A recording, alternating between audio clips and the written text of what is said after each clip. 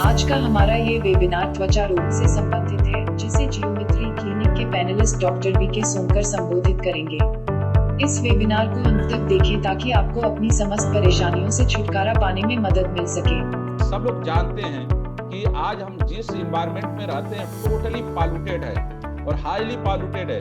अगर इंडिया की बात करें तो इंडिया में maximum cities are the highly polluted. वायु पॉल्यूशन ले लो, जल पॉल्यूशन ले लो, XYZ नॉइज पॉल्यूशन। अगर हमारे पास में अगर ये जर्म्स कहाँ आते हैं, या तो वायु के द्वारा आते हैं या तो जल के द्वारा आते हैं। तो ये दोनों चीजें आज की डेट में बहुत ज्यादा पॉल्यूटेड है। तो हमें जो है यहाँ पर जो है हमें ये ध्यान देने की जरूरत है कि हमें ऐसा क्या करना चाहिए कि ताकि हम इसे कम कर सके। अब आते हैं कि एक एक करके इनके टाइप को हम डिस्कस करते हैं कि कितने तरह के स्किन इन्फेक्शन होते हैं हमारे शरीर के ऊपर। तो सबसे पहली बात, अकॉर्डिंग टू द जर्म के अनुसार अगर हम बांटें तो हमारे स्किन पर मोस्टली 4 तरीके के जर्म्स का हावी होना पाया गया है। नंबर 1, बैक्टीरियल इन्फेक्शन, यानी बैक्टीरिया नाम का जर्म्स जो है हमारे स्किन या हमारे टिश्यूज पर हावी होता है। नंबर 2, फंगस, जिसे फफूंद कहते हैं।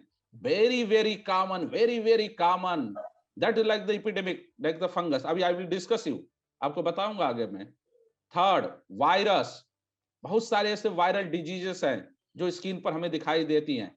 इसके बाद में कुछ इन्फेस्टेशन होता है। अच्छा, एक चीज मैं आपको बता दूं, इन्फेक्शन और इन्फेस्टेशन में बड़ा अंतर है।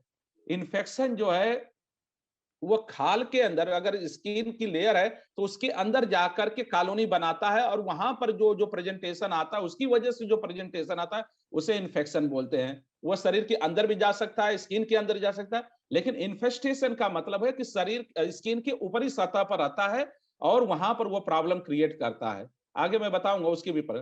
तो हम जो बात कर रहे थे अब कि ये जो 3-4 तरह के टाइप्स हैं, bacterial infection, fungal infection, viral infection और आर्थ्रोपॉड्स में जो है इन्फेस्टेशन आता है, इसमें माइट्स आती है बेसिकली, और इसमें जो है स्कैबीज वगैरह आती है। तो अब यहाँ पर आपको बात करूं मैं कि what is the bacterial infection. Bacterial infection क्या होता है? तो हमने बताया कि बैक्टीरिया एक जर्म्स है। लाखों करोड़ों बैक्टीरिया जो है हमारे स्किन के ऊपर हावी हो जाते हैं। हावी होने के 2 ही कारण हैं, या अपनी कॉलोनी बना लेते हैं, उसके 2 ही कारण है, या तो हमारा इंटरनल इम्यूनिटी वीक हो, या तो ये बहुत ज्यादा हमारे एरिया में मिलते हैं तो इस वजह से ये हावी हो जाते हैं। ठीक है। और इसमें जो है अब एक एक चीज मैं आपको थोड़ा बताऊंगा, क्योंकि ये डे टू डे प्रैक्टिस में आपको देखने को मिलेगा या डे टू डे में आप देखेंगे। उसके मैं कुछ लक्षण बताऊंगा तो आप समझ जाएंगे, हाँ ये बीमारी तो हमारे इर्द गिर्द बहुत कॉमन सी है। नंबर 1, आप जैसे हमने बताया स्किन की जो लेयर है, तो सबसे पहले लेयर को हमने डिस्कस किया कि एपिडर्मिस लेयर। तो एपिडर्मिस, जब बैक्टीरिया एपिडर्मिस में इंटर करता है और बहुत ज्यादा कॉलोनाइज होती है, और वो जो बैक्टीरिया बहुत ज्यादा हार्मफुल होता है, और उस बैक्टीरिया का नाम स्ट्रेप्टोकाकस या स्टाफाइलोकाकस नाम की 2 बैक्टीरिया होती है। बाकी बहुत सारे डिटेल में नहीं जाऊंगा क्योंकि आपकी बात हो सके समझ में नहीं आए, लेकिन ये जाने कि ये 2 तरह की बैक्टीरिया जो है स्किन इन्फेक्शन के लिए बहुत ज्यादा जो रिस्पॉन्सिबल होती है, एक स्ट्रेप्टोकाकस और दूसरा स्टेफाइलोकाकस। तो ये जो बैक्टीरिया है जब हमारे स्किन के केवल ऊपरी सतह पर रहती है ना, तो वहां पर जो है जो बीमारी पैदा होती है उसका नाम देते हैं हम इम्पैक्टिगो। स्पेशली आप देखिए, बच्चों को ध्यान दीजिए, जो छोटे बच्चे हैं जो रूरल एरिया में रहते हैं, जो थोड़ा से कुछ गंदगी में या कुछ गंदे चीजों को मतलब कि इर्द गिर्द उनके सारे में इन बहुत ज्यादा केयर नहीं करते हैं, या बहुत दिनों से नहाया नहीं, बहुत दिनों से वो सारे कई सारी ऐसी चीजें नहीं होती है। तो आप ये देखिए कि उनके मुंह के चारों ओर जो छोटे छोटे पपड़ी से हल्का सा इन्फ्लेमेशन या हल्का सा फलक सा दिखाई देता है ना, तो ये कहते हैं कि ये क्या हो गया बच्चों के ऊपर। तो वो उसी को हम इम्पैक्टिगो बोलते हैं। इसी ये जो है हमारे मुंह के चारों तरफ भी हो सकता है, ये जो है हमारे बम पर, बच्चों के बम पर भी हो सकता है, या हमारे नेप ऑफ नेक पर भी हो सकता है। तो इस तरह से करके जो है वो उस बीमारी को हम इम्पैक्टिगो बोलते हैं। ठीक है। और ये बहुत स्किन के बहुत सुपरफिशियल लेयर पर होता है, इसीलिए कहा जाता है कि अगर बच्चों को अगर हम थोड़ा से प्रॉपर तरीके से सर सफाई रखें, उनको बताएं, उनकी सफाई रखें, तो ये कभी आप ये देखें, ये हमेशा कहाँ दिखती है, ये हमेशा रूरल एरिया के बच्चों में दिखती हैं। कभी ये जो है बहुत कम ही होगा कि जहां पर हाइजीन ठीक है, लोग साफ सफाई रखते हैं, वहां पर ये बीमारी नहीं के बराबर होती है। लेकिन यही बीमारी जो गांव में बहुत ही कॉमन, स्पेशली बच्चों में होती है, होने को तो किसी में हो सकती है, लेकिन ये बच्चों में हो गया। एक डाटा था जो हमने पढ़ा था कि करीब करीब 1 मिलियन पेशेंट केवल इस इम्पेक्टिगो के पाए जाते हैं हमारे भारतवर्ष में। तो ये भी बहुत बड़ी संख्या है, स्पेशली गांव में। अब आइए मैं दूसरा जो है बात करूं, उसके बाद में आता है फॉलिकुलाइटिस। इम्पेक्टिगो के बाद में अब आइए फॉलिकुलाइटिस। फॉलिकुलाइटिस का मतलब क्या हो गया, जैसे हमने बताया कि जो हमारी ऊपर की लेयर एपिडर्मिस, उसके बीच की लेयर जो डर्मिस है, तो डर्मिस में जो फॉलिकल होता है, फॉलिकल मतलब जहां से हेयर निकलते हैं, तो जो हेयर्स जो निकलते हैं, तो उस हेयर्स को जो है वो बैक्टीरिया जो है, चूंकि पोर्स तो होता है स्किन के अंदर, तो वहां पर जाकर के डिप जाते जाते उस फॉलिकल को हावी हो जाते हैं और वहां पर जो टिश्यूज को डैमेज कर देते हैं, वहां पर पस बना लेते हैं। तो वहां पर उनको हम बोलते हैं आपको फॉलिकुलाइटिस। तो जब हमारा फॉलिकल इन्वॉल्व होता है, यानी कि हेयर का रूट इन्वॉल्व होता है, तो हम उससे बोलते हैं फॉलिकुलाइटिस। तो ये बड़ी कॉमन होती है। जैसे बच्चे जो आप इसका एग्जांपल मैं आपको बताऊं कि जैसे हमारे स्कल्प है ना, बाल जो जिसके बहुत मटमैले टाइप के हो, बहुत गंदगी से रहता हो, या तो आप वहां पर देखें कि बच्चों को फुंसिया फुंसिया सुन के सर में निकल आती है। तो वो सर में जो फुंसियाँ निकलती हैं, या किसी को जो बड़े लोग हैं जो वो प्रॉपर तरीके से केयर नहीं करती, या किसी चीज से उनको और एलर्जी हो, फिर ये इन्फेक्शन हावी हो जाता है। जैसे बियर्ड एरिया में हुआ, या कहीं पर भी जो है, जैसे बॉडी के ऊपर जो हेयर्स हैं, वहां पर देखेंगे तो थोड़े थोड़े फुंसियां से निकल आती हैं, एक एक फुंसियां निकलती हैं। तो उसे हम बोलते हैं फॉलिकुलाइटिस। और इसमें पेन होता है, दर्द होता है, और साथ में जो है, और ये जो है हमारा फॉलिकल इन्वॉल्व होता है। अब इसके बाद में तीसरा जो टर्म है वो है फरंकिल यानी बॉयल्स। ये बहुत कॉमन होता है। फ्रंकल का मतलब होता है कि वहां पर जो है, जैसे जो फॉलिकल है हमारा, जो हेयर्स है, एक हेयर है, एक हेयर अपने सराउंडिंग कनेक्टिव टिश्यू, जो सराउंडिंग उसके और भी जो एरिया है उसको इन्वॉल्व कर लेता है। और एक एक दूसरे से इन्वॉल्व एक दूसरे से कई फॉलिकल मान कई हेयर रूट जो है एक जगह इन्वॉल्व हो जाते हैं। तो उन हेयर रूट मिलकर के एक जो है फोड़ा सा बना देता है, या बॉयल सा बना देता है। जैसे आप बालों में देखिए, जो बच्चे जिसके स्कल बहुत गंदे हैं, या उस तो पस उसमें से निकलने शुरू हो जाते हैं। तो ये उनको बोलते हैं फरंकल्स, या बॉयल्स। तो इस तरह से वो होता है। अब आगे हम बात करेंगे इस सारी चीजों को कैसे मैनेज करेंगे, लेकिन अभी मैं आपको टाइप बता रहा हूं। इसके बाद आती है बात इर्सिपिलास। एक बीमारी होती है, बैक्टीरियल इन्फेक्शन का एक टाइप है इर्सिपिलास। इर्सिपिलास का मतलब ये होता है कि जो जैसे हमने आपको स्किन का लेयर बताया कि ऊपर जो है क्या है लेयर, एपिडर्मिस, नीचे क्या है उसके डर्मिस, और उसके नीचे सबक्यूटेनियस है। तो डर्मिस जो लेयर, जो बीच का जो मोटी लेयर है, इन्फेक्शन इसको पूरा इन्वॉल्व कर लेता है। जो इन्फेक्शन इनको इन्वॉल्व कर लेता है, इसमें जो फोटो पैर का दिखाया गया है ना, वह दो चीजों को आप रिप्रेजेंट कर सकते हैं, इर्सिपिलास और सेलुलाइटिस। सेलुलाइटिस आगे बताऊंगा मैं। लेकिन इर्सिपिलास में क्या होता है कि वो डीप इन्फेक्शन होता है, और ये डीप इन्फेक्शन होने की वजह से पूरा जो है वहां पर रेडनेस आ जाती है, और उसका जो बॉर्डर भी हमें ध्यान नहीं देता, और वहां पर कभी कभी पेशेंट को फीवर भी इसके साथ में आ जाता है। तो ये मतलब पूरा डर्मिस इन्वॉल्व हो जाती है। तो वहां पर हम इसके बोलते हैं इर्स प्लास। और एक एक बीमारी बड़े कॉमन भी होती है, आपने सुना होगा, सेलुलाइटिस। सेलुलाइटिस नाम का जो बीमारी होता है, बैक्टीरिया जो इन्फेक्शन होता है, वो नीचे हमने आपको तीसरी लेयर जो हमने बताया कि जो कुशन है, जो फैट सबक्यूटेनियस टिश्यूज है, वो उसको भी इन्वॉल्व कर लेता है। तो ये अगर उसको भी इन्वॉल्व कर लेता है, और ये काफी डेप्थ हो जाता है, और इसमें जो है सेप्टिसीमिया भी फैलने का डर रहता है। तो ये आपको मैंने कुछ चीजें आपको बताई बैक्टीरियल इन्फेक्शन के बारे में, कि बैक्टीरियल इन्फेक्शन के प्रकार क्या होते हैं, कितने तरह के हो सकते हैं। अब हम इसके बात करते हैं मैनेजमेंट की, कि इसको हम मैनेज कैसे कर सकते हैं। तो यहाँ पर चूंकि इस वेबिनार में कई सारे ऑपरेटर जुड़े हुए हैं, कई सारे आम पब्लिक जुड़ी हुई है, तो उनको तो भाई वो ट्रीटमेंट तो नहीं कर सकते, लेकिन कुछ ऐसी चीजें हैं जो जरूर जो है वहां पर लोगों को गाइड कर सकते हैं, और ये जो है समस्या है उससे काफी हद तक वो खुद ही निजात दिला सकते हैं। सबसे पहली जरूरी चीज है हाइजीन को मेंटेन करना, एक्सटर्नल हाइजीन को मेंटेन करना। कोई हल्की सी भी एक फोड़ा फुंसी दिखाई दे तो वहां पर जो है उसको जो है कैसे उसको तुरंत सुटेबल डॉक्टर से मिले और उसका सही इलाज वहां पर उसको करें, ताकि वो समय रहते हुए खरा और एक सही जगह पहुंचने पर इलाज भी सही तरीके से हो जाता है और साथ में जो है साथ में वो सारी समस्याएं भी नहीं हो पाती है जो होनी चाहिए। मैंने उनको फिजिकल फाइनेंशियल भी क्राइसिस नहीं झेलनी, अदरवाइज ये एक फुंसी निकली, दूसरा निकला, तीसरा निकला, एक फोड़ा निकला, दूसरा फोड़ा निकला, तीसरा फोड़ा निकला, तो वो परेशानी रहता है, वो समझ नहीं पाता है कि क्या करना चाहिए। तो सबसे पहली जरूरत है हाइजीन मेंटेन करने में क्या करना है, हमें सफाई रखनी है, अपने जहां हम आस-पास रह रहे हैं, कपड़े धुले पहनने चाहिए, सूखे पहनने चाहिए, गीले नहीं होने चाहिए। बच्चे स्पेशली ये बीमारी जो 2-3 बीमारियां होती हैं, बच्चों में बड़ी कॉमन होती हैं, तो बच्चों को सही तरीके से उनको प्रॉपर उनकी बाथिंग करानी चाहिए, उनके नेल कटिंग होनी चाहिए। ये सारी चीज़ छोटी-छोटी बातें हैं, उनको जो प्रॉपर तरीके से उनको समझाना चाहिए, उनके माता-पिता को समझाना चाहिए as a operator, as a doctor. तो ये बीमारी काफ़ी हद तक और कोई समस्या है तो तुरंत उसे कंसल्टेंट से कंसल्ट करें और उसका समय रहते इलाज करें। ये बीमारी इतनी गंभीर नहीं है, लेकिन अनअवेयरनेस की वजह से इसकी संख्या हमारे गाँव में स्पेशली बहुत ज़्यादा है। अब आते हैं हम दूसरे इन्फेक्शन के बारे में बात करूँगा, वह उससे भी बहुत ज़्यादा मतलब कि चारों तरफ फैला है, उसका नाम है फंगल इन्फेक्शन।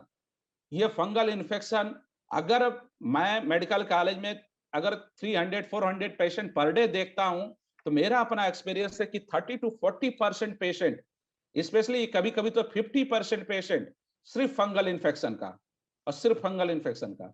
और इसका जो सबसे बड़ा कारण है अनअवेयरनेस, इस बीमारी को सीरियसली नहीं लेना। आज ऐसा कोई घर नहीं है या हर दूसरा तीसरा घर नहीं हो जो किसी न किसी प्रकार के फंगल इन्फेक्शन, स्किन इन्फेक्शन का जो फंगल इन्फेक्शन उससे न ग्रसित हो। और उसके बारे में मैं आपको अब डिटेल से बताऊंगा कि ये फंगल इन्फेक्शन क्या है। एक तरह का फफूंद होता है, कई तरह के फफूंद होते हैं और वो फफूंद हमारे स्किन के ऊपर जो है, स्पेशली जो ऊपर की लेयर है, बहुत ज्यादा डेप्थ तो नहीं, वो तो दूसरे तरह के डीप फंगल इन्फेक्शन हमें चले जाते हैं। लेकिन जो ऊपर की लेयर जो हमारी एपिडर्मिस लेयर है या कुछ पार्ट जो डर्मिस का है, उसी एरिया को ये इन्फेक्ट करते हैं। और इनकी सबसे बड़ी बात है रिकरेंस, ये क्यों होता है? रिकरेंस होने का एक ही कारण है कि आप देखिए फंगस में स्पोर होते हैं। वो स्पोर जो है जैसे आप थोड़ा-सा इनको आराम मिलता है, वो एक बार में कई सारे स्पोर्स वहाँ जनरेट कर देते हैं। तो एक ठीक होता है, फिर दोबारा हो जाता है। तो इस तरीके से करके जो है ये हमेशा मतलब हमेशा कहते साहब ये तो एक बार ठीक हुआ फिर हो गया, एक बार ठीक हुआ फिर हो गया। तो उसका भी हम आगे बताएँगे कि इसका क्या करें, कैसे करें, तो इसका भी निदान है। लेकिन लोग उसको सीरियसली नहीं लेते, फोकस नहीं, इसलिए जो है आज ये एपिडेमिक की तरह से जो है महामारी की तरीके से हमारे पूरे देश में, स्पेशली गाँव में तो बहुत ही तेज़ी से फैल रहा है। अब आइए हम बात करते हैं कि इसके कितने प्रकार के फंगल इन्फेक्शन होते हैं। तो फंगल इन्फेक्शन का क्या पहले फीचर क्या होता है, क्या प्रेजेंटेशन होता है, जो बड़े एक आम आदमी बड़े आसान तरीके से पहचान लेता है। और यही कारण है कि उसका पहचानना ही उसके लिए सबसे बड़ा घातक भी हो जाता है। क्यों घातक हो जाता है? वो सोचता है यार ये तो फंगल है, ये तो दाद हो गया है। चलो लाते हैं एक मेडिकल स्टोर से एक दवा ट्यूब लाते हैं, क्वाडिडर्म, ये डर्म, वो डर्म, और उसे लगा लेते हैं और लगा करके उसको ठीक भी मिल जाता है। तो फिर उसके बाद में फिर वो रिकर करता है। तो वो जो डायग्नोस कर पाना और उसको ईज़ी तरीके से ले आना, यही एपिडेमिक और यही महामारी का कारण है। तो कैसे आप उससे बचें, क्या ऐसी प्रिकॉशन रखें, उस चीज़ के बारे में भी बात करूँगा। पहले मैं इसके टाइप को बता दूँ कि कितने तरह के फंगल इन्फेक्शन होते हैं। पहली चीज़ कि पहले इसके प्रेजेंटेशन बता दूँ, तो एक रिंग सा गोल-गोल चकत्ते से आपके शरीर के किसी भी भाग पर यह जो है मिल जाता है। इसके 3-4 मेन पहचान के कारण होते हैं। पहले रिंग रिंग से बनेगा गोल-गोल, नंबर 1। नंबर 2 उसका जो किनारा देखेंगे काफ़ी लालपन रहेगा। नंबर 2 बीच में जो है थोड़ा क्लियर होता चला जाएगा, साफ होता चला जाएगा। नंबर 3 नंबर 4 इंटेंस इचिंग होती है, बहुत ज़्यादा खुजली होती है, ठीक है? नंबर 4 और यह बहुत तेज़ी से अगर ध्यान नहीं दिया जाए तो एक-दूसरे से फैलती भी है। तो ये कुछ उसके जो लक्षण है, जो आम आदमी बड़े ईज़ी तरीके से पहचान लेता है इसमें। अब इसके प्रकार कितने होते हैं? देखिए, इसके प्रकार हमारी बॉडी के जिस भी पार्ट में ये होता है, हम उसी को टाइप बोल देते हैं। जैसे मान लो स्कैल्प को इन्वॉल्व किया, तो हम उसे इसका जो साइंटिफिक नाम है वो टीनिया है। फंगस को, रिंग वर्म को हम टीनिया भी बोलते हैं। और कैपाइट अगर स्कल्प को इन्वॉल्व किया तो उसे कैपाइटिस बोल देंगे, टीनिया कैपाइटिस। यानी कि हमारे जो है स्कल्प में वो फंगस लगा हुआ है, बालों के अंदर फंगस लगा हुआ है। दूसरा जो है, अगर हमारे चेहरे पर आ गया तो उसे फेसाई, माने कि फंगस हमारा कहाँ पर है, फेस के ऊपर है। अगर अगर ये बियर्ड एरिया को इन्वॉल्व किया है तो हम इसे बोलते हैं बारबी। कहाँ पर फंगस है, हमारी बारबी, मतलब कि मुस्टैच और बियर्ड एरिया में है। इसके बाद में हमारी बॉडी के ऊपर आता है तो हम उसे बोलते हैं कार्पोरिस, टीनिया कार्पोरिस। वही रिंग रिंग लक्षण जो है पूरी बॉडी में जब दिखाई देने लगता है उसे कार्पोरिस बोलते हैं। जब ये हमारे जो ग्रोइन एरिया में, जो जननांग के चारों तरफ जो मिलता है तो उसे बोलते हैं क्यूरिस, टीनिया क्यूरिस। जब वो हमारे पाम हाथ के हथेलियों में इन्वॉल्व करता है तो उसे बोलते हैं पैडिस, और सॉरी ये टीनिया मैनम। और जब हमारी पैर के तलवे को इन्वॉल्व करता है तो हम उसे बोलते हैं पैडिस। और इसके बाद में जब हमारे नाखून को इन्वॉल्व करता है तो उसे बोलते हैं आंकोमाइकोसिस। माइकोसिस का मतलब फंगस, आंखों का मतलब नेल। तो नेल को इन्फेक्ट करने वाला फंगस को हम बोलते हैं आंकोमाइकोसिस। तो ये जो है एक ब्रॉडली वो है, सब में लक्षण जो हमने आपको बताया उसी लक्षण को लेते हुए सारी चीजें जो है उसमें इन्वॉल्व है। इसके अलावा 2-3 तरह के फंगस और होते हैं, वो भी बहुत कॉमन होते हैं और बहुत वो सारी चीजें जो हर गांव, हर घर में मिल सकता है। वह है, एक बोलते हैं टीनिया वर्सिकलर या पिटियसिस वर्सिकलर, दोनों एक ही चीज है, इसमें 2 बार लिख दी गई है, दोनों एक ही चीज है, टीनिया वर्सिकलर और टीनिया पिटियसिस वर्सिकलर। इसमें जो है, उसमें जो है ये जो हमने आपको अभी बॉडी के अनुसार बताया, उसमें जो है दूसरा फंगस होता है जिसका नाम ट्राइकोफाइटान होता है मेनली, है ना, मेंटोग्रोफाइट है, टाइकोफाइटान और भी कई सारी चीजें। तो उसमें दूसरा फंगस होता है। पिटियसिस वर्सिकलर्स में ईस्ट होता है, एक अलग तरह का फंगस होता है। इसमें जो क्या है कि आप अगर बॉडी के ऊपर आप देखो तो व्हाइट व्हाइट कलर से चकत्ते से दिखाई देते हैं, उसमें कोई इचिंग नहीं होगा, बहुत मामूली से होगा, थोड़ा रगड़ोगे तो हल्का सा भूसी सा उतरेगा, है ना। तो और वो जो है कभी हाइपो, कभी सफेद दिखाई देगा, तो किसी किसी मरीज में जो काला दिखाई देगा, अकॉर्डिंग टू द किस तरह का उसमें फंगस है। तो यह जो है काफी समय तक पूरे बड़े, स्पेशली आप जो है बैक का अपर बैक पर आप देखो, है ना, या तो गले पर देखो, या ना, या तो सामने चेस्ट के ऊपर, यहाँ पर वो बड़े मतलब कि कॉमनली दिखाई देते हैं। ये जो है टीनिया वर्सिकलर जो वहां पर दिखाई देता है, ठीक है। और इसका इलाज भी बहुत सिंपल है ना। लोग इसको कोरिलेट कर लेते हैं कि कहीं हमें सफेद दाग तो नहीं हो गया, बल्कि तो टीनिया वर्सिकलर का इलाज बहुत इसीलिए नहीं फैल पाया क्योंकि ये लोग इसको सफेद दाग से जोड़ देते हैं, और सफेद दाग होने का मतलब कि वो तुरंत डॉक्टर से मिलते हैं और डॉक्टर उसे पहचान जाता है और उसे एश्योर कर देता है कि नहीं साहब, ये जो है सफेद दाग नहीं है, इसका 2 से 3 महीने इलाज करो और ये कलर चेंज हो जाएगा, ये एक तरह का इन्फेक्शन है। इस मामले में तो ये इसीलिए टीनिया वर्सिकलर का जो केस है वो बहुत कम होता है, या जहां पर बहुत ज्यादा पुअर हाइजीन होती है, वही बात है जो हमने बेस में आपको बताया, वहां के कारण ये हो सकता है। तो ये हुआ फंगल इन्फेक्शन के प्रकार। नेक्स्ट, हाँ, अब ये बात आती है कि फंगल इन्फेक्शन का इलाज क्या है, ये क्या इलाज। तो देखो, इस इन्फेक्शन हर घर में आप एक चीज आप ये देखेंगे कि जो है फंगल का इन्फेक्शन कि चाहे वह कोई भी डॉक्टर्स हो या रूरल एरिया में प्रैक्टिशनर हो या कोई भी व्यक्ति हो, इवन इवन पेशेंट को भी पता है कि हमें इट्राकोनाजोल ही डॉक्टर लिखेगा, हमें लुलिकोनाजोल ही लिखेगा, मेरे को ये, फिर भी हम ये तो दवा वो डॉक्टर भी लिखता है, वही दवा यहाँ पर भी लिखी जा रही, वही दवा वहां पर, फिर अब ठीक क्यों नहीं हो रहा है, ये ऐसी क्या चीज है। तो इसमें जो है prevention is better than cure. जो व्यक्ति, लेकिन फंगस के साथ में मैं अपना पर्सनल एक्सपीरियंस शेयर करूंगा कि prevention with the treatment cure the fungal infection. अगर आप जो है ट्रीटमेंट के साथ में जो प्रिवेंशन कहा जा रहा है, अगर आप उसे प्रॉपर तरीके से फॉलो करते हैं, तब तक फॉलो करते हैं जब तक ले डॉक्टर आपको कहता चला जा रहा है, तो ये फंगल इन्फेक्शन जो है बड़े इजी तरीके से क्योर हो जाएगा। तो हम थोड़ा सा प्रिवेंशन की बात कर ले, ट्रीटमेंट तो हम लोग देते ही रहते हैं, ट्रीटमेंट मैक्सिमम लोगों को पता रहता है, लेकिन हम जो है इसको जो है उस पर बात कर लें थोड़ा से प्रिवेंशन। देखिए, अगर आपके पास में आपके घर में किसी को भी या स्वयं को भी अगर फंगल इन्फेक्शन है, 4 से 5 बातें अगर आप ध्यान रखते हैं, तो बड़े ईज़ी तरीके से जो है, ये फंगल इन्फेक्शन जो है क्योर हो सकता है। पहली चीज़, चूँकि आप ये देखिए फफूंद हमेशा नमी के द्वारा ग्रो करता है। आप देखो बरसात आता है, फफूंद ही फफूंद दिखाई देने लगते हैं, मेड़ों पर, हर जगह, गाँव में, हर जगह फफूंद दिखाई देते हैं।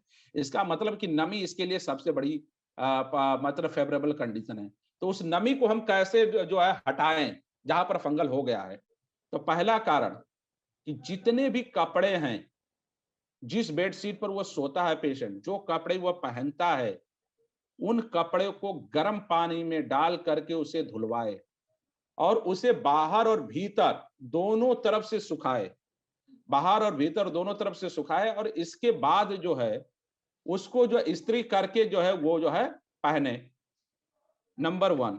नंबर 2, ट्रीटमेंट को जो है ढीले-ढाले, सूखे, सूती कपड़े वो पहने, ना कि टाइट जीन्स। जीन्स को तो टोटली अवॉइड। अगर किसी को ग्रोइन एरिया में फंगल इन्फेक्शन है, तो वहाँ पर टोटली उसको अवॉइड करे, अंडरवियर को अवॉइड करे या और बहुत ढीले-ढाले सूखे कपड़े ही पहने, ज़्यादा बेटर है।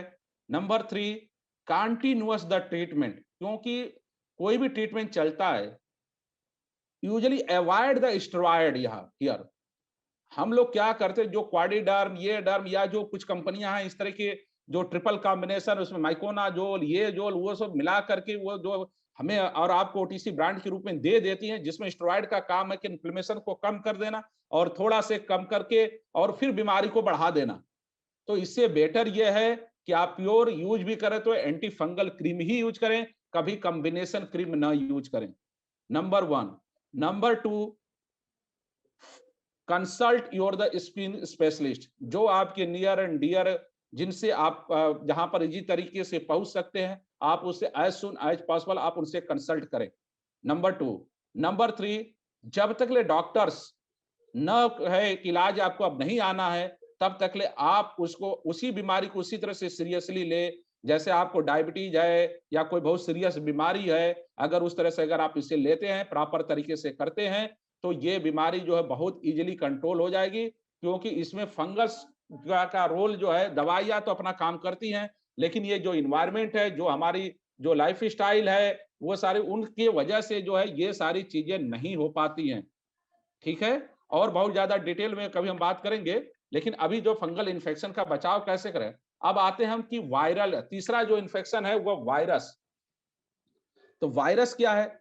आप अभी देखिए, अभी एक वायरस से हम लोग थोड़ा-थोड़ा निजात पाए हैं, 80-90% निजात पाए हैं, that is the role of the virus, है ना? तो वायरस कितना खतरनाक हो सकता है, ये हर किसी को पता है। लेकिन स्किन में वायरस इन्फेक्शन क्या है? वेरी कॉमन है, बहुत जगह आपको ये देखने को मिलेगा। तो स्किन में जो वायरस है, वह जो है, आपने मस्से का नाम सुना होगा, वार्ट का नाम सुना होगा। एक ये वार्ट होता है, जगह-जगह थोड़ा-सा मतलब कि मस्से जैसा बन जाना उसको कहें, है ना? वार्टी है ना? कुछ चीज़ें उभरी-उभरी से जो है आपको दिखाई देगी। तो ये कई तरीके से हो सकती हैं इस तरह का। उसमें जो है एक वेरक्वा प्लैना बोलते हैं, माने कि एक नॉर्मल वार्ट बोलते हैं, और एक जो है कुछ उँगलियों की तरह से होते हैं, उसे फिलीफॉर्म वार्ट बोलते हैं। कुछ पैर के तलवे में जो मस्से हो जाते हैं, गोखुर हो जाते हैं, तो उसको हम जो प्लांटर वार्ट बोलते हैं। कुछ जेनाइटल एरिया पर जो हो जाते हैं, तो उसे जेनाइटल वार्ड बोलते हैं। ये तो वार्ड हो गया और बहुत कॉमन है, हर जगह दिखता है, स्पेशली रूरल एरिया में तो बहुत दिखता है। ठीक है? क्यों? हर चीज़ का एक ही कारण है कि हमारी हाइजीन और हमारा वो सारी चीज़ें। इसके अलावा बच्चों में एक बड़ी कॉमन वायरस की बीमारी होती है, मोलस्कम कंटीजियोसम बोलते हैं। व्हाइट एक एक एक पिंपल्स टाइप का, जो व्हाइट पिंपल्स टाइप का है, उसमें कुछ नहीं होगा। छोटे बच्चों में बड़े-बड़े चेहरों पर जो है, बड़ी आसानी से वो दिखाई दे देता है। ठीक है? तो वह जो है जो वायरस है, उसके अंदर रहता है उस वायरस, और ये धीरे-धीरे करके फैलता है। तो ये भी बच्चों में बड़ी कॉमन है और बहुत ईज़िली तरीके से डर्मेटोलॉजिस्ट उसे डायग्नोज़ कर लेते हैं और उसका समय रहते इलाज कर देते हैं, ठीक हो जाता है। वो कोई बहुत ज़्यादा घबराने की बात नहीं है। हाँ, इसके बाद जो है, बड़ी एक कॉमन बीमारी होती है वायरस में, जो हर कोई सुनता है, वो होती है हर्पीज़। हर्पीज़ 3 तरह की हर्पीज़ होती है, और एक ही वायरस से दोनों एक हर्पीज़ होता है, एक चिकन पॉक्स होता है। तो हर्पीज जो है, हम एक एक हर्पीज के बारे में थोड़ा सा ओवरव्यू करेंगे। पहली चीज तो एक हर्पीज जो है, जिसे हर्पीज जोस्टर बोलते हैं। हर्पीज जोस्टर बड़ी काम्य बीमारी है। एक ही तरफ से ब्लिस्टर, एक नर्व के एलांग, एक नस के की तरफ से की ओर जो है आपको बहुत सारे फलक बनते हुए दिखाई देंगे। बहुत सीवियर पेन होगा, बहुत सीवियर इचिंग भी हो सकती है ना। और अचानक जो है 1-2 दिन में बहुत ज्यादा दिखाई देगा। तो उसका जो है वो होता है हर्पीज जोस्टर। स्पेशली उन्हीं में होता है, या तो जिनकी एज बहुत ज्यादा है, जहां पर इम्यूनिटी कम है, यूजुअली 50 साल के ऊपर के लोगों में बहुत ज्यादा कॉमन होती है। और जिसकी इम्यूनिटी किसी भी एज में हो, अगर वो अगर कम है, तो यहाँ पर ये वायरस बहुत ज्यादा एक्टिव हो जाता है। ये नर्व के अलांग होता है और ये नर्व को डैमेज करता है। इससे जो है पैरालिसिस होने का डर रहता है। अगर मान लीजिए कभी कभी आपका मुंह टेढ़ा हो जाएगा, अगर या ऊपर की तरफ अगर इन्फेक्शन है तो, है ना, तो कभी कभी उसमें दर्द ही नहीं जाता है। तो अगर हम इसका जो है हर्पीज जोस्टर की बात करें, अगर हम विद इन 24 आवर या 72 आवर अगर हम इसका इलाज सही तरीके से कर दे, तो ये बीमारी वहीं खत्म हो जाती है। अदरवाइज ये 7 से 8 दिन, क्योंकि वायरस एक ऐसी चीज है, उसे कुछ करो या न करो, वह 10-15 दिन में देखोगे कि पहले जैसी जितनी तेजी से बढ़ता है, उतनी तेजी से वो बैठ जाता है। तो ये अपना तो काम कर देगा, लेकिन उसकी वजह से जो नर्व डैमेज होती है, वह इंप्रूव होने में बहुत टाइम लेती है। दर्द हमेशा बना रहता है, इलेक्ट्रिक शॉक की तरफ से दर्द रहेगा या ईचिंग होती रहेगी। तो ये कुछ ऐसे लक्षण है। अगर किसी को हर्पीज है, तो बिना डिले किए हुए स्किन स्पेशलिस्ट से मिले, उसका जो सुटेबल एंटीवायरल ड्रग है उसे टाइम से ले और उसे वहीं पर उसको खत्म। अदरवाइज जो पीएचएन बोलते हैं, पोस्ट हर्पेटिक न्यूरेल्जिया, जो इसके बाद कॉम्प्लिकेशन होता है, वह उसे अगर फेस पर है हर्पीज, तो वह फेशियल पैरालिसिस कर सकता है या और भी कई सारी दिक्कतें क्रिएट कर सकता है। इसके बाद हम जो है इसके बाद जो वायरस आता है, हर्पीज सिंप्लेक्स बोलते हैं। हर्पीज सिंप्लेक्स मतलब कि जो हमारे होठों पर ऊपर छोटे छोटे रेड रेड का फ्लक कभी कभी अचानक पड़ जाता है, बार बार होता रहता है, उसे हर्पीज सिंप्लेक्स बोलते हैं। उसमें भी एंटीवायरल ही ड्रग चलती है। इसके बाद जेनेटिलियास एरियास में जो है जो वायरस होता है, उसे जो हर्पीज जेनेटिलियास बोलते हैं। तो ये कुछ वायरस हैं जिसके बारे में इसके बाद हम जो सबसे कॉमन इन्फेक्शन होता है, एक सीजनल होता है, वो बोलते हैं चिकन पॉक्स। चिकन पॉक्स भी आप देखो कि सडनली जो है लोग उसको छोटी माता समझ करके देखेंगे कि एक रेड सरफेस पर जो छोटे छोटे ब्लिस्टर से बनते हुए दिखाई देंगे। अचानक जो है आपके कान के पीछे से शुरू होगा, तो फिर सर में हो जाएगा, सर के बाद पूरी बॉडी में फैल जाएगा 1-2 दिन के अंदर। That is called the chicken pox. और इस चिकन पॉक्स का लोग इलाज न करा करके अंधविश्वास में जा करके ये माता हो गई है, इसको झड़वाओ, इसको फुकाओ, ये करो वो करो, तमाम प्रकार की चीजें में, और वो जो पूरे स्किन का सत्यानाश हो जाता है, उसमें जगह जगह स्कार बन जाते हैं। और यही चिकन पॉक्स जो है कि वायरस हमारे बॉडी के अंदर रहते हैं, जो समय समय पर जैसे जैसे आपकी इम्यूनिटी डाउन होती है, उस वक्त जा करके वो जो है आपको हर्पीज जोस्टर नाम की बीमारी को जो है देते रहते हैं, जिससे कभी पैरालिसिस होने का भी खतरा रहता है। तो मेरी आप लोगों से रिक्वेस्ट है कि इस बीमारी को B seriously, go for the doctor और उसका प्रॉपर तरीके से ट्रीटमेंट लें। अब आते हैं ये तो जो मेन कॉमन बीमारी वायरस, बैक्टीरिया और फंगस की बात की।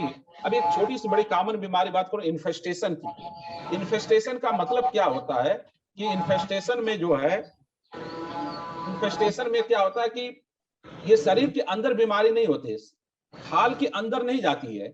इसमें जो माइट होती है, एक तरह का कीड़ा होता है जो हमारे स्किन के ऊपरी सतह पर रेंगता है ना, और उसके अंदर ही थोड़ा बहुत उसके अंदर इंट्रोड्यूस करा, लेकिन वो बहुत ज्यादा जो इचिंग करता है। जैसे आप देखें कि सर में आप देखें जू का नाम हर कोई जानता है। जूए एक तरह का माइट्स है जिसे पेडिकुलोसिस बोलते हैं। वह जो हमारे पहले जुए पड़ते हैं, फिर वो हमारे हेयर शाफ्ट पर चिपके रहते हैं, फिर धीरे धीरे वो एक दूसरे से उतवा करते हैं और वहां पर इचिंग, इन्फेक्शन, सुपरएडेड इन्फेक्शन, कई सारी चीजें वहां पर कर देते हैं। तो एक वो उसको बोलते हैं पेडिकुलोसिस कैपाइटिस। और इसी तरह से हमारे शरीर के ऊपर एक तरह का और माइट्स होता है जिसे सार्कोप्टिस स्केबियाई बोलते हैं। वह जो है जाकर हमारे खाल के ऊपरी सतह पर एक बरो बना लेता है ना, एक सुरंग बना लेता है, और उसमें वो पड़ा रहता है, उसी में वो अंडा देता है, उसी में वो मरता है और इचिंग पैदा कर देता है, एलर्जी पैदा कर देता है। उसे बोलते हैं इचिंग और स्केबीज। और इस स्केबीज बहुत ही कॉमन हमारे गांव में है और एक परिवार में सारे लोगों को फैल जाता है। इसके क्या लक्षण है? आप उसके पेट के चारों तरफ देखिए, उसकी जेनाइटल एरिया पर छोटे छोटे लाल लाल के दाने दिखाई देंगे, उसमें सीवियर ईचिंग होगी, बहुत ज्यादा खुजली होगी। खुजली जब वो रेस्ट में आता है, जब रात को सोने जाता है, उस वक्त वो खुजली बहुत देरी से बढ़ जाती है, और फिर इसके बाद जो है देखते देखते उसके पूरे परिवार में फैल जाता है। That is called this, very common ये होता है, इसीलिए मैंने इसको इसमें रखा है। तो स्कैबिस का इलाज बहुत ही सिंपल है। एक तो सबका इलाज, एक प्रमेथ्रिन नाम के लोशन आता है, एक बार में अगर आप पूरे परिवार को एक साथ लगा दिए, चाहे जहां पर खुजली हो रही हो नहीं हो रही हो, गर्दन के नीचे पूरे शरीर पर लगवा दीजिए, रात को लगवाइए, सुबह उठकर उसको बोलिए नहा ले, पूरा परिवार नहा ले गर्म पानी में, और जितने कपड़े हैं सब गर्म पानी में डाल दीजिए, कपड़े को गर्म पानी में धुलवा करके कड़क धूप में सुखा इस्त्री कर दीजिए। इसके बाद में नॉर्मल जिस व्यक्ति को खुजली वगैरह हो रही है उसको ट्रीटमेंट दे दीजिए, वो ठीक हो जाएगा। मेरी तरफ से तो हो गया जो हमें बताना था। किसी का कोई क्वेश्चन आंसर हो तो वो मेरे से पूछ सकता है। जी सर, मेरा क्वेश्चन है सर। हाँ जी, good afternoon sir. Good afternoon. Sir मेरा ऑनकोमाइकोसिस बहुत दिनों से है सर, 18 मंथ से, और मैं इसके लिए एलोपैथिक, आयुर्वेदिक और होम्योपैथिक तीनों ट्रीटमेंट ले लिया हूं सर, फिर भी रिलीफ नहीं मिल रहा है सर। देखिए दोस्तों, पहले हमने एक ही चीज बताई कि ऑनकोमाइकोसिस एक तरह का फंगल इन्फेक्शन है, ठीक है। अच्छा, कितने नाखून में है आपके ये? सर ये फर्स्ट फिंगर्स, हैंड फिंगर्स पे हुआ था, फिर ये स्प्रेड होके अभी फिलहाल 4 फिंगर्स पे फैल गए हैं सर। 4 फिंगर्स में फैल गया है। काम क्या करते हैं आप? काम क्या करते हैं? सर मैं स्टूडेंट हूँ, नर्सिंग स्टूडेंट।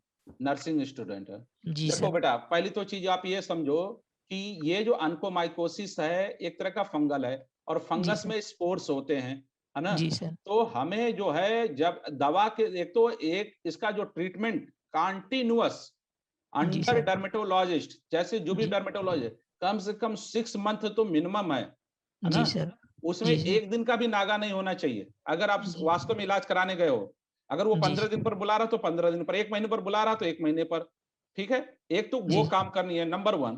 दूसरी चीज ये है कि हमने क्या बताया कि प्रिवेंशन के साथ में अगर हम फंगस को जोड़ेंगे, ट्रीटमेंट के साथ में प्रिवेंशन को जोड़ेंगे, तो ही हमें इसमें सक्सेस मिलेंगे, नहीं तो बार बार होता रहेगा। तो प्रिवेंशन हमें क्या करना है? प्रिवेंशन हमें यह करना है कि उसको इन्वायरमेंट नहीं देना है। तो पहली बात को उस तरह के जितने भी डेड नाखून है, ऊपर के नाखून, हम उससे काट दें, ठीक है। और उसमें जो है और भी कई तरह की दवाइयां जो बताई गई, रिकमेंड की गई हैं, जो डर्मेटोलॉजिस्ट के द्वारा बताई गई, उसको उसमें इंट्रोड्यूस करते रहें। जी सर जी। इसके अलावा जो गंदे पानी है उसमें आपका हाथ नहीं जाना चाहिए, क्योंकि आप नर्सिंग हो सकता है ग्लव्स वगैरह बार बार पहन रहे हो, सारी चीज कर रहे होगे। जी सर जी सर। वो सारी चीजें हैं, तो वहां पर नीट और क्लीन रखें हाथ को। कुछ ऐसे हैंड वॉश आते हैं, कुछ इस तरह की जो सेफ्टी पॉइंट है तो वो, प्लस डॉक्टर जो है, क्योंकि नाखून एक ऐसी चीज है जहां पर दवाइयां अगर हम खाते हैं 100% तो पहुंचता है मात्र 5%, ठीक है। और उसमें से ये स्पोर्स फंगस के होते हैं, इसको एनवायरनमेंट मिलता है, ग्रो कर जाता है। तो अगर आप थोड़ी थोड़ी से सावधानी रखोगे, लगातार ट्रीटमेंट पर रहोगे, जो बातें बताएंगे उसके पालन करोगे, तो ये धीरे धीरे क्योर हो सकता है, ऐसा कुछ नहीं है।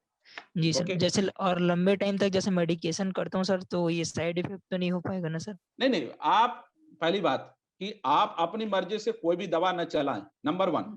जी सर। डॉक्टर्स जो इसके स्पेशलिस्ट हैं, वो क्या गाइड कर रहे हैं, कब कौन सी मेडिसिन दे रहे हैं, उनको पता है कि उस मेडिसिन के कब साइड इफेक्ट होने हैं, कब उसको विड्रॉ करना है, अगर ये रिस्पांस नहीं कर रहा तो दूसरा कैसे देना है, ये डॉक्टर खुद डिसाइड कर लेगा। वो आप follow the guidance of the doctors, और जो हमने प्रिवेंशन बताया उसको आप फॉलो करिए।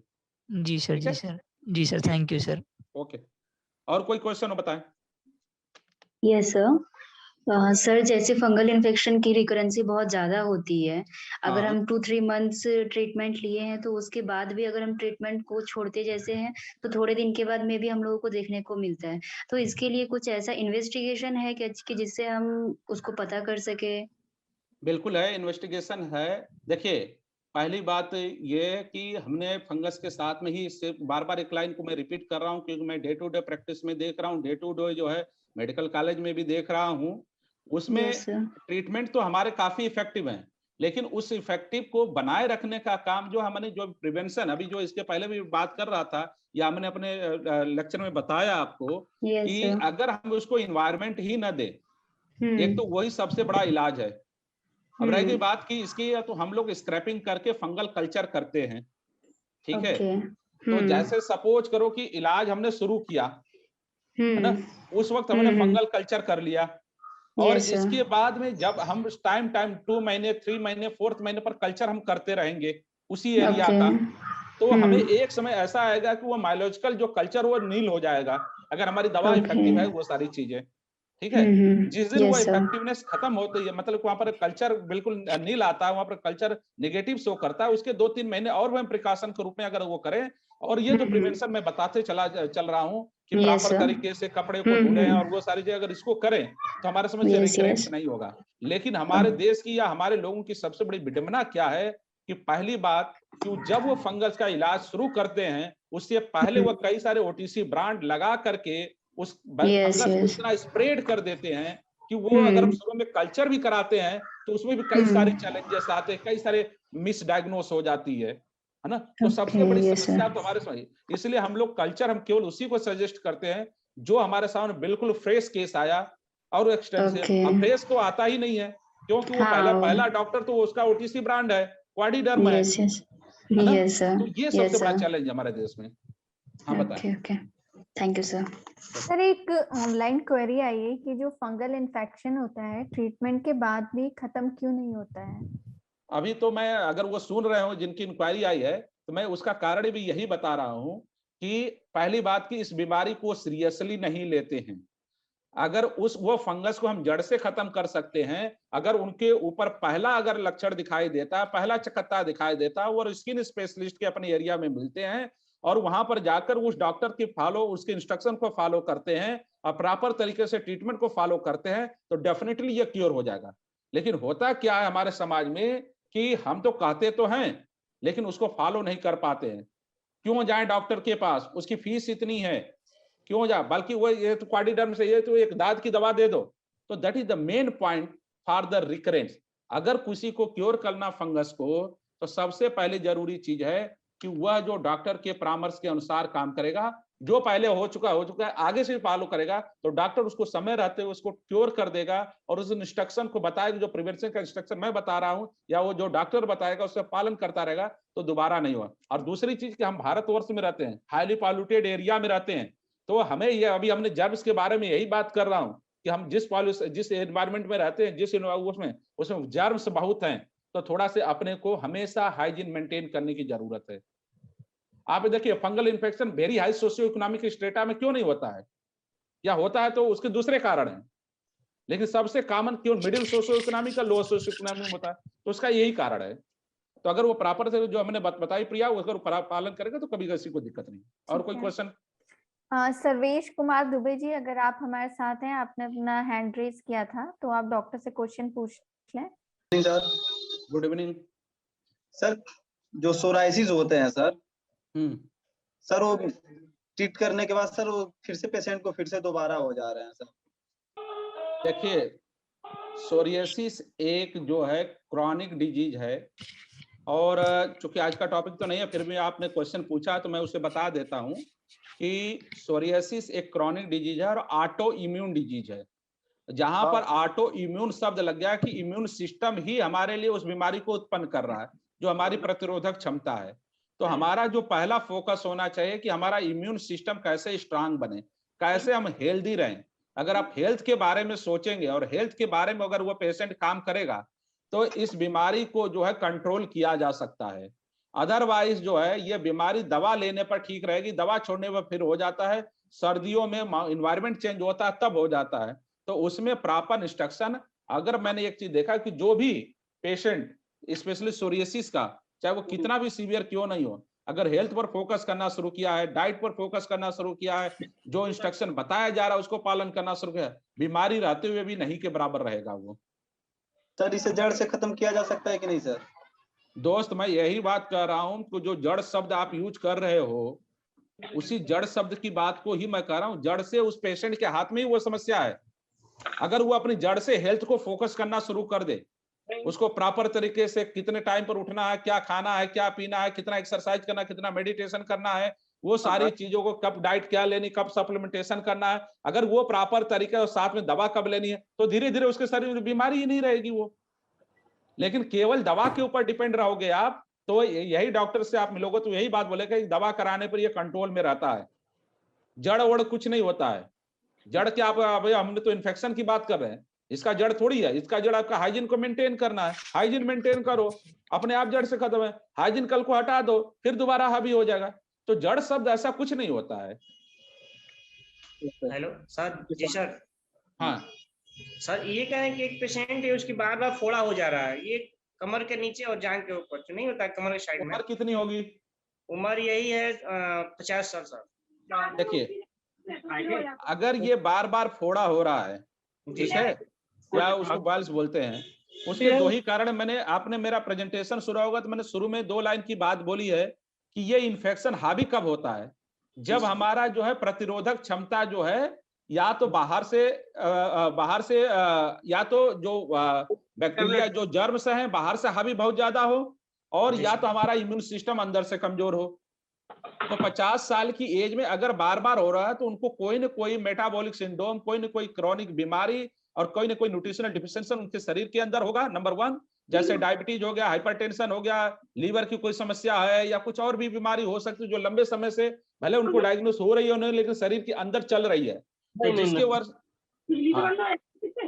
जिसकी वजह से जो है ये इस तरह की दिक्कतें जो है इन्फेक्शन हमारे ऊपर हावी होता है। दूसरी चीज की उनका जो मतलब कि सर सफाई है, जो हाइजीन है वो सही नहीं होगा, तो जाकर के इस तरह की समस्या होगी।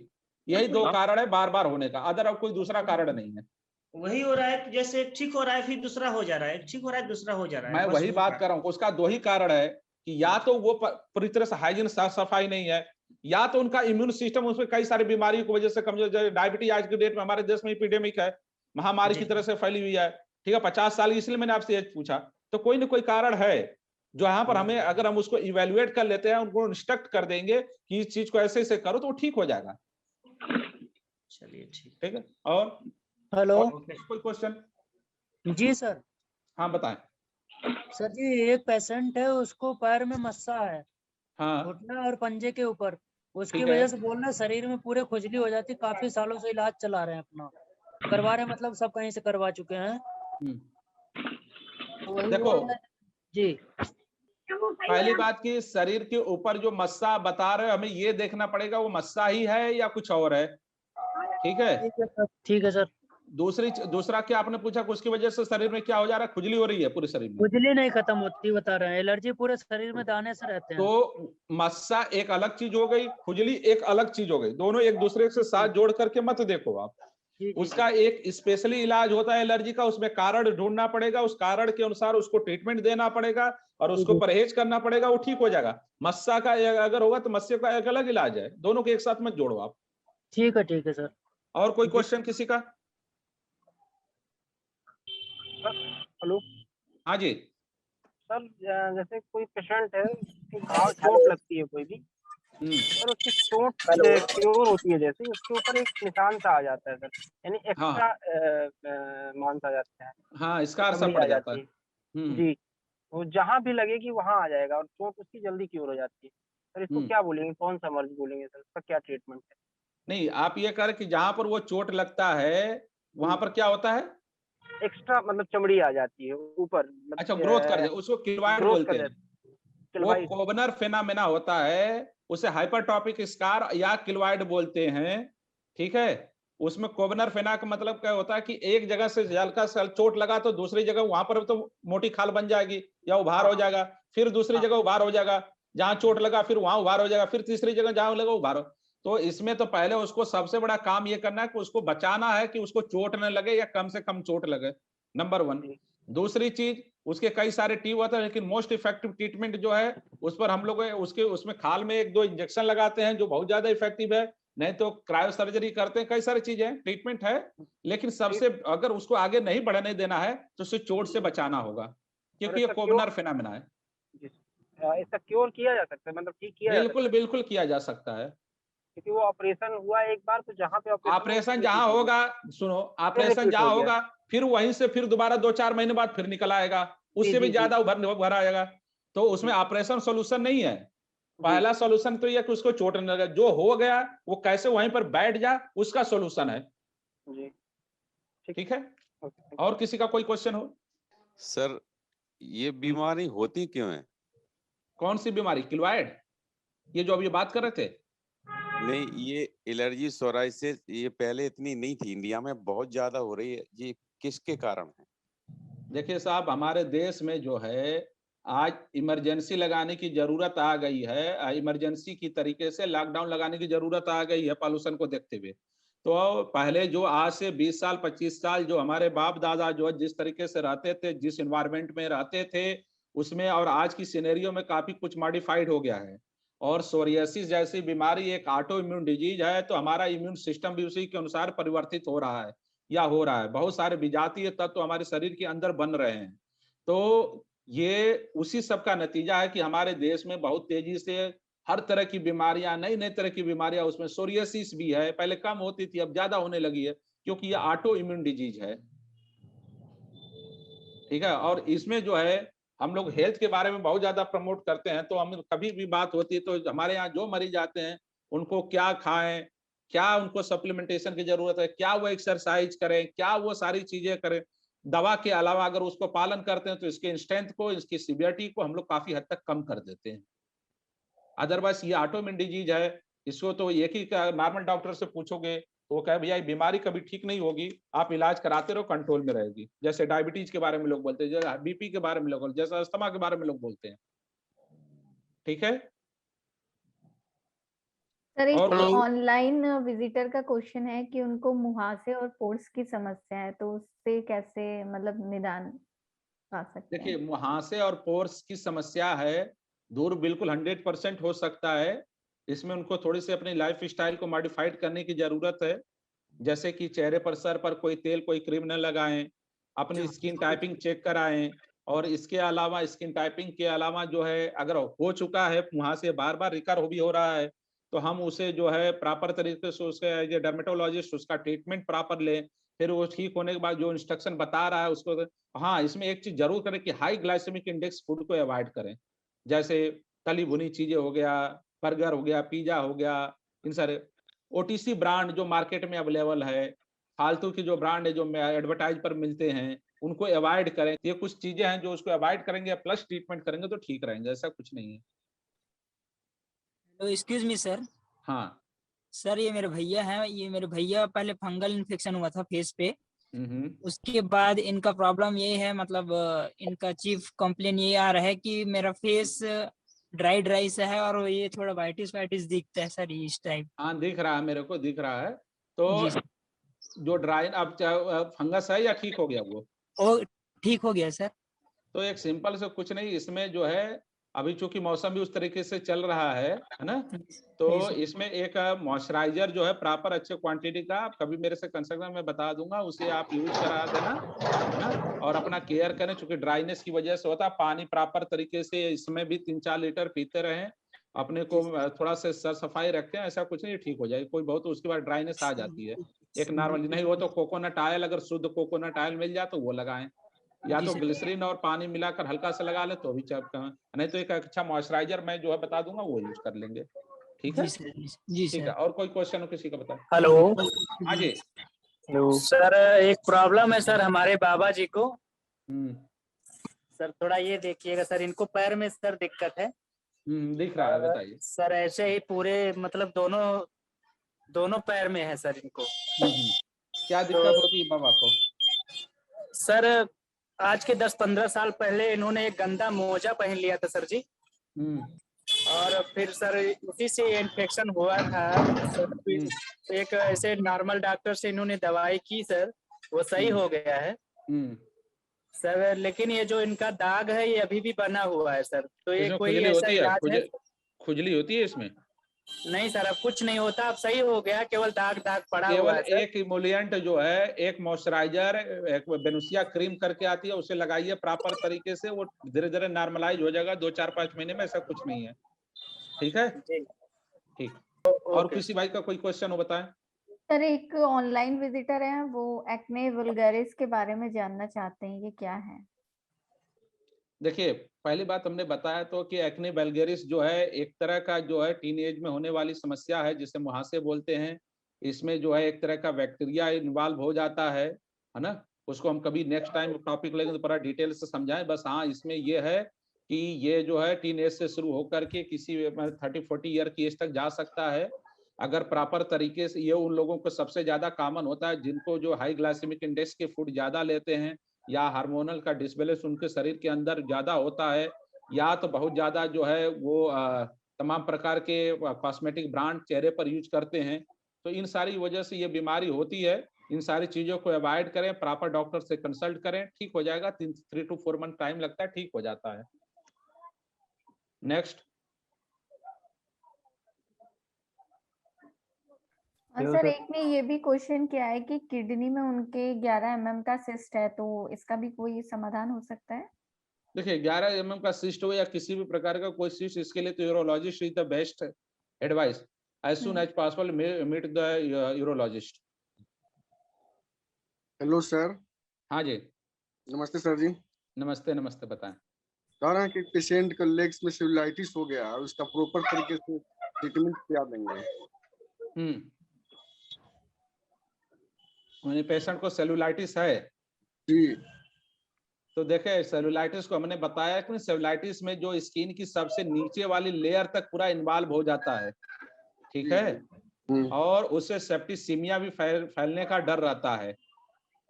तो इसमें सबसे बेस्ट वे ये है कि जितना जल्दी हो सके उसको प्रॉपर मेडिकेशन, प्रॉपर ट्रीटमेंट उसका जो है चलना चाहिए ना। अदरवाइज सेप्टिसीमिया होने पर बड़ी कंडीशन अलग, अगर क्या उसके साथ में फीवर वगैरह भी आ रहा है उसको? हाँ, फीवर कभी रात में आता है 2 बजे। हाँ, तो ये सेप्टिसीमिया की तरफ जा रहा है पेशेंट का। एक तो टोटल पहले की थोड़ा ब्लड इन्वेस्टिगेशन होना चाहिए, फिर उसमें काउंट देखना चाहिए। काउंट देखने के बाद में उसको सुटेबल एंटीबायोटिक चलानी चाहिए और प्रॉपर उसको समय रहते उसका ट्रीटमेंट होना चाहिए। अदरवाइज आगे चल करके चैलेंज ही है। उस पर कुछ लगाने के लिए कोई क्रीम नहीं ना लगाना पड़ेगा? नहीं, ऐसे नहीं ट्रीटमेंट होता है, ऐसे ट्रीटमेंट नहीं होता है। आप किसी स्किन स्पेशलिस्ट को मिलिए, उसे प्रॉपर उसका ट्रीटमेंट लीजिए प्रॉपर तरीके से। तो सेलुलाइटिस अगर आप डायग्नोस कर रहे हो तो आप ट्रीट करो, या डायग्नोसिस डॉक्टर्स कर रहा था, क्योंकि सेलुलाइटिस होगा, एरिस्प्लास होगा, इसमें बहुत मामूली डिफरेंस होता है ना। तो इसको बी सीरियसली इसको लेकर के, उसको अगर फीवर आ रहा है तो maybe go to the in future the septicemia, तो बी फोकस। नेक्स्ट। हेलो। हाँ जी सर जी। हाँ जी बोले। जी सर, ये जो समय से पहले व्हाइट बाल आ जाते हैं सर, उनका कोई ट्रीटमेंट है? बिल्कुल है ट्रीटमेंट। एज क्या है जिसके बाल आए सफेद? ये 25-26 साल, ये समथिंग। कितने % बाल सफेद हो चुके हैं? ये 30%। 30%।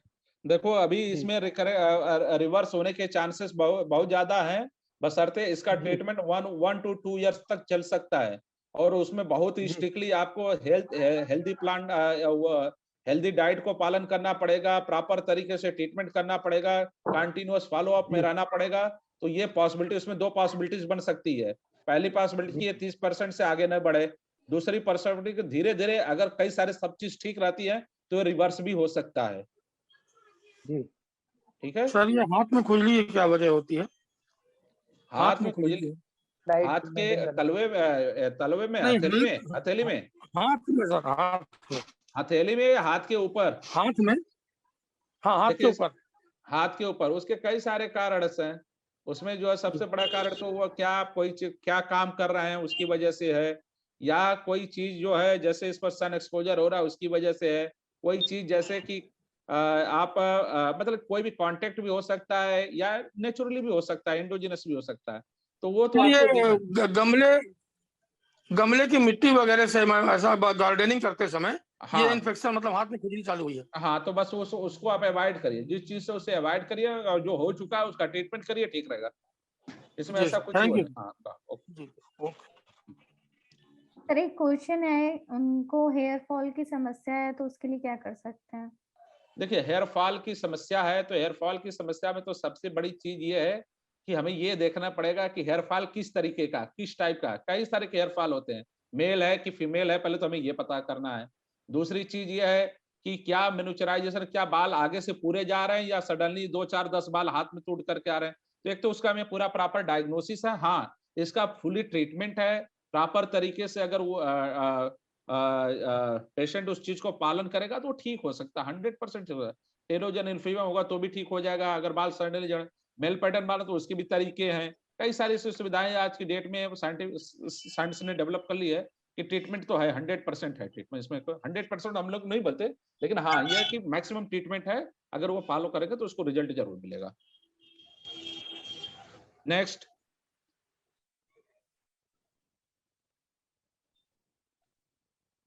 प्रिया कोई और किसी का कोई सर क्वेश्चन गुड है? Evening. Good evening sir actually मेरा ये क्वेश्चन था, थोड़ा सा टॉपिक से अलग है।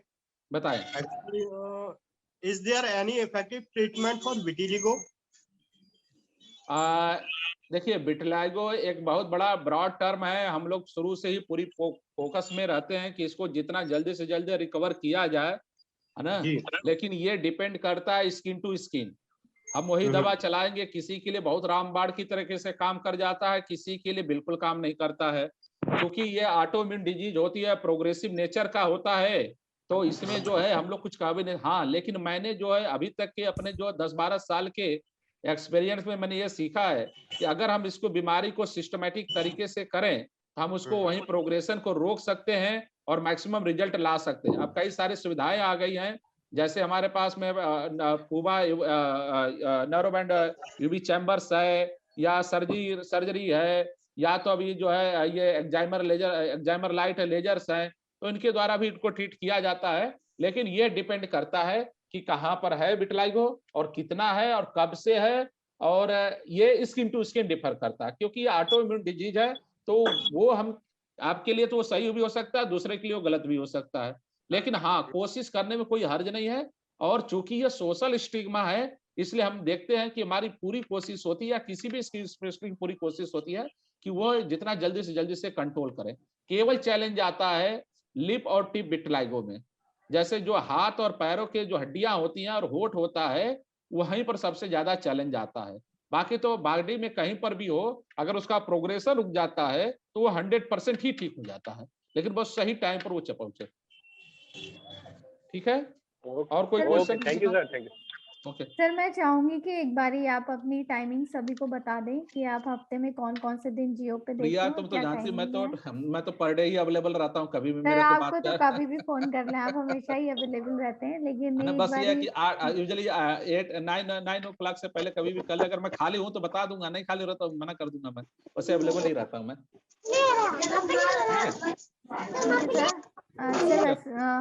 सर बहुत बहुत धन्यवाद, इतनी महत्वपूर्ण जानकारी आपने साझा की है। और जैसा कि आप सभी ने सुना, सर हमारे साथ हमेशा ही अवेलेबल रहते हैं, आप कभी भी ओपीडी डाल के उनसे परामर्श ले सकते हैं। और आप सभी का भी बहुत बहुत धन्यवाद इस वेबिनार में जुड़ने के लिए, और भविष्य में भी हम ऐसे वेबिनार का आयोजन करते रहेंगे। और आप सभी लोगों से निवेदन है, आप सभी ऐसे वेबिनार को जरूर ज्वाइन करें, ताकि आपको सारी जो भी बीमारियों के बारे में बात हो रही है उनके बारे में पता चल सके। तो बहुत बहुत धन्यवाद सभी का।